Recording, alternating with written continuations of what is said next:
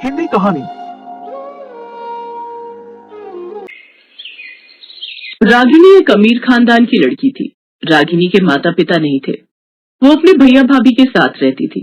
रागिनी ने आनंद के साथ लव मैरिज की थी, इस कारण एक साधारण परिवार की बहू थी। रागिनी बहुत ही घमंडी स्वभाव की थी। भले ही शादी के बाद उसके पास इतने पैसे नहीं थे, फिर भी उसके शौक अभी भी अमीर थे। हर समय सहेलियों के साथ घूमना फिरना, उन्हें घर पर बुलाना, खाना पीना, यही उसकी आदत थी। Okay bye. अच्छा सुनो, बाजार में कोई नए कपड़ों की सेल लगे तो मुझे फोन करना मत भूलना। रागिनी बहू, तुमने आज फिर अपनी सहेलियों को चाय नाश्ते पर बुला लिया। रोजाना इतना खर्चा करना अच्छी बात नहीं है। बस मेरी सहेलियां गई नहीं कि आपके लेक्चर शुरू हो गए। मैंने आपको कितनी बार कहा है माँ जी, अपनी गरीबी का रोना मेरे आगे मत रोया करो। मैं एक अमीर खानदान से आई हूँ और मुझे इस तरह की चीजें पसंद है। ये सब सहेलियों का आना जाना, शॉपिंग पर खर्च करना, ये सब मेरे लिए आम बात है। इसलिए आप अपने काम से काम रखो। मेरी लाइफ में दखलंदाजी करने की कोशिश भी मत कीजिएगा। हेलो, हाँ भाभी, अच्छा ठीक है, कोई बात नहीं भाभी, मैं शाम को फ्री हूँ। हाँ हाँ, आप चिंता मत करो। आप मुझे साड़ी की फोटो भेज दो, मैं सेम कलर की फॉल लेते आऊंगी। हाँ ठीक है। अरे कोई बात नहीं भाभी, अब ननद अपनी भाभी के काम नहीं आएगी तो और कौन आएगा। रागिनी की भाभी उसे बार बार कोई ना कोई काम पकड़ा देती थी और रागिनी अपनी भाभी का कोई भी काम मना नहीं करती थी। ये लो भाभी, मैं आपकी साड़ी की फॉल भी ले आई हूँ और कुछ फ्रूट और वेजिटेबल जो भी आपने कहा था वो सब ले आई हूँ। अरे क्या हुआ, आज आप खुद काम कर रही हो? मेड नहीं आई क्या आज? नहीं, आज उसकी बेटी बीमार थी इसलिए छुट्टी कर गई है और रामदीन भी गांव गया हुआ है। इस वजह से सारे घर का काम मुझे ही करना पड़ रहा है। अरे भाभी, आपने मुझे पहले क्यों नहीं बताया? हटो, आप आराम से बैठो, मैं सारा काम निपटा लूंगी। आप मुन्ना की देखभाल करो। रागिनी सारे घर का काम करके खाना बना देती है। रागिनी, मुझे तुम्हारा कितना सुख है। तुम्हारी शहर में शादी ना हुई होती तो मुझे कितनी परेशानी होती। वो तो है भाभी, मुझे भी तो आप लोगों का कितना सुख है।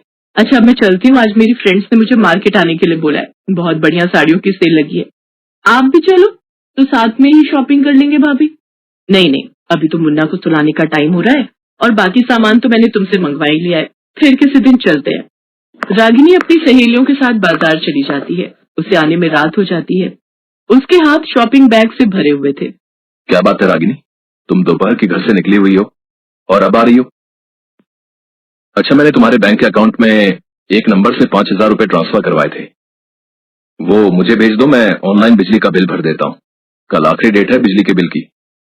मैंने तो उन पैसों की आज शॉपिंग कर ली। बहुत दिनों से कुछ खरीदा ही नहीं था तो सोचा आज अच्छी अच्छी साड़ियां ही खरीद लेती हूँ। रागिनी, तुमने उन पैसों से शॉपिंग कर ली? तुम्हें पता भी है वो पैसे मैंने बिजली के बिल के लिए रखे हुए थे। खैर छोड़ो, तुम्हें कुछ भी कहने का कोई फायदा नहीं है। सिर्फ 5,000 रुपए की तो बात है, मैं भैया को फोन पर बोल दूंगी, वो तुम्हें दे देंगे। कोई जरूरत नहीं है भैया को बोलने की, अब तुमने खर्च कर ही दिए हैं तो कोई फायदा नहीं है।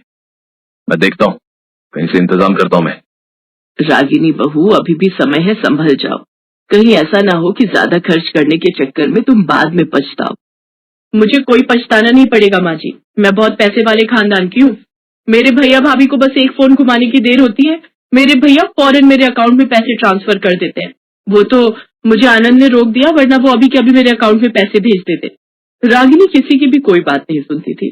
कुछ दिनों से रागिनी को पैसों की परेशानी हो रही थी, इसलिए उसने अपनी एक सहेली महिमा से पैसे उधार लेने शुरू कर दिए। उसे लगता था कि वो कुछ दिनों में लौटा देगी। हेलो, हाँ महिमा, यार सुन, जिस नेकलेस का तूने मुझे फोटो और लिंक भेजा है ना, वो मुझे बहुत पसंद आ रहा है, पर यार मेरे अकाउंट में तो पैसे ही नहीं है। सुन, तेरे अकाउंट में पैसे हैं तो मुझे उधार दे दे, मैं तुझे थोड़े दिनों में ही लौटा दूंगी। तुझे तो पता ही है ना, भैया आउट ऑफ इंडिया गए हुए हैं तो वो कुछ दिनों बाद लौट आएंगे। मैं उनसे लेकर दे दूंगी तुझे, पर मैं नहीं चाहती कि नेकलेस मेरे हाथ से जाए।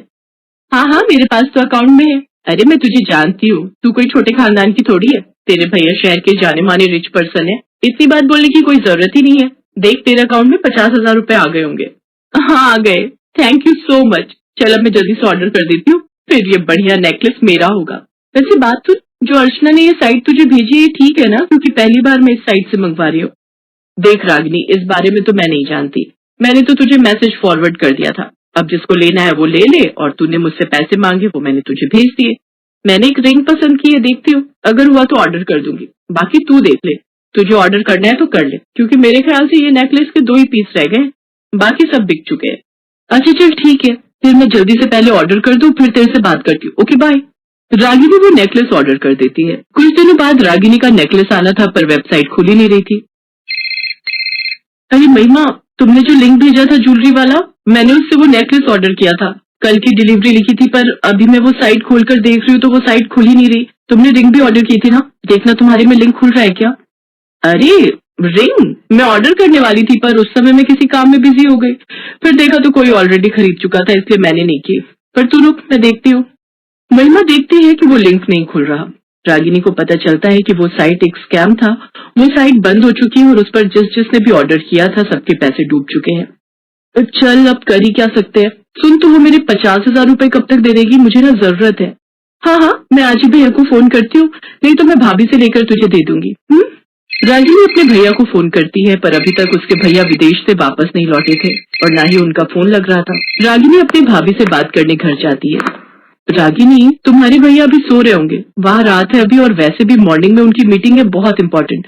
उन्होंने मुझे पहले ही बोल दिया था कि मैं उन्हें कल रात तक बिल्कुल भी परेशान न करूं। पर तुम्हें ऐसी साइट से मंगवाने की जरूरत ही क्या थी? तुम जानती हो कि तुम अब पैसे वाले घर की नहीं हो, अब तुम एक गरीब परिवार की बहू बन चुकी हो, तो तुम्हें अपना थोड़ा घमंड छोड़ना चाहिए। हम भी कब तक तुम्हारे लिए करते रहेंगे? देखो, ये सब खर्चे तुम कर तो लेती हो, पर बार बार तुम्हारा हमसे पैसे मांगना, कहीं ना कहीं तुम्हारे भैया कुछ नहीं कहेंगे, पर मुझे ठीक नहीं लगता। और 50,000 कोई छोटी रकम नहीं होती है। अब मैं कुछ नहीं कर सकती क्योंकि मेरे पास इतने पैसे नहीं है जो मैं तुम्हें दे सकूं। सॉरी। अपनी भाभी की बातों को सुनकर रागिनी की आंखों में आंसू आ जाते हैं। उसे बिल्कुल भी यकीन नहीं था कि उसकी भाभी उसके साथ इस तरह का व्यवहार करेगी। जिस भाभी के वो सारे काम करने चली जाती थी, आज वही भाभी उसकी मुसीबत में सहायता नहीं कर रही थी। कहीं ना कहीं गलती रागिनी की थी। उसे अपने आप पर घमंड था कि उसके भैया भाभी पैसे वाले हैं, इसलिए हमेशा उसकी मदद करेंगे। रागिनी घर लौट आती है और अपने कमरे में जाकर फूट फूट कर रोने लगती है। रागिनी मन ही मन खुद से बातें कर रही थी। उसकी सारी बातें उसकी सास सुन लेती है। अगर मैंने अपनी ये सोने की चेन बेच दी तो आनंद मुझसे बहुत सवाल करेंगे। मैं क्या करूं, मुझे कुछ समझ में नहीं आ रहा। रागिनी बहू, तुम्हें अपने जेवर बेचने की कोई जरूरत नहीं, किसी को कुछ पता नहीं चलेगा। माँ जी आप? हाँ बहू, मैंने सब सुन लिया है, तुम्हें परेशान होने की कोई जरूरत नहीं है। ये लो मेरी सोने की चूड़ियां, आराम से 50,000 की तो बिकी जाएंगी। तुम इन्हें बेचकर चुपचाप अपनी फ्रेंड के पैसे लौटा दो। इस बारे में आनंद को कुछ पता नहीं चलेगा। सॉरी माँ जी, मुझे माफ कर दीजिए, मुझसे बहुत बड़ी भूल हो गई। मैं घमंड में आकर उधार तक मांगने लगी। मुझे लगता था मैं एक अमीर खानदान की लड़की हूँ, इसलिए जब चाहे मैं अपने भैया भाभी से पैसे मांग सकती हूँ, पर नहीं, मैं गलत थी। मुझे आपके और आनंद की बातों को मानना चाहिए था, समझना चाहिए था। आई एम सॉरी माँ जी, आप बहुत अच्छे हो, थैंक यू सो मच। मेरे पास इतनी अच्छी माँ थी और मैं अपनी सास को माँ कभी समझ ही नहीं पाई। मैं प्रॉमिस करती हूँ माँ जी, मैं अब कभी भी अपने ऊपर घमंड नहीं करूंगी और ना ही ऐसी गलती। रागिनी अपनी सास से माफी मांगकर चूड़ियों के पैसों से महिमा का उधार लौटा देती है। रागिनी अब कभी भी अपने भैया भाभी से पैसे नहीं मांगती थी। साथ ही अब वो अपने मायके भी बहुत कम जाती थी, ताकि मायके में उसके ससुराल की इज्जत बनी रहे। उस दिन से रागिनी ने घमंड करना छोड़ दिया। अब उसने अपनी सहेलियों के साथ फालतू घूमना फिरना भी छोड़ दिया था। वो अब अपनी सास और अपने पति के साथ बहुत प्यार से रहने लगी।